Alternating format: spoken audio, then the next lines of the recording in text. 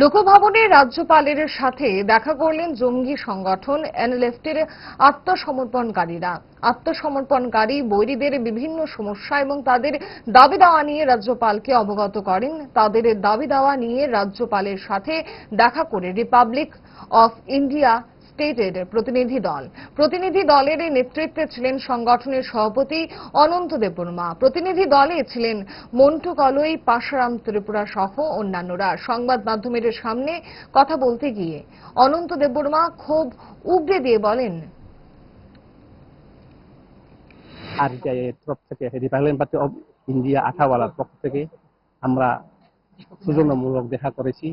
RTI এই ইউআইআরবিসির পক্ষেও ওনার সঙ্গে আমরা মোটামুটি মুখামুখিভাবে 1 ঘন্টার মতো আমরা আমাদের যে পিস একট, এটিপিএফ এর পিস একট, পিএনবির পিস একট এবং এনএলএফটির একট, এখন যে এনএলএফটি যে 4 দল এসে যে ডিলে করেছেন,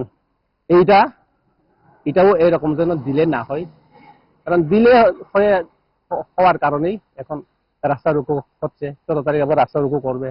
এটা পাবলিকের হয়রানি না, এটা গভর্নমেন্ট খুব দায়ী। উনি বলছেন আমি দেখব। আর বিশেষ করে ইন্টারেস্টের ব্যাপার আমরা আরো বলেছি, আমরা একট করে টিএনবি একট করে তখন আমি অফিস সেক্রেটারি ছিলাম। আমরা 20টার মধ্যে 17টার মধ্যে 3টা সিট আমরা এসএমএল দিয়ে এনেছি। ওটা উনি হাঁটছেন খুব ভালোভাবে। তারপরে এবিসিতে টোটাল 28টা ছিল, জেনারেল কয়টা ছিল? 8টা ছিল। এডিটিএফ চুক্তি করে 5টা সিট করে এবং 25টা এখন হয়েছে। এই কথাও আমরা করেছি।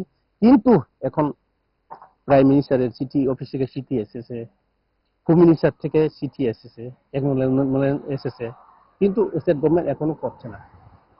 তার জন্যই আমরা রাজ্যপালের কাছে আমরা দ্বারস্থ হয়েছি।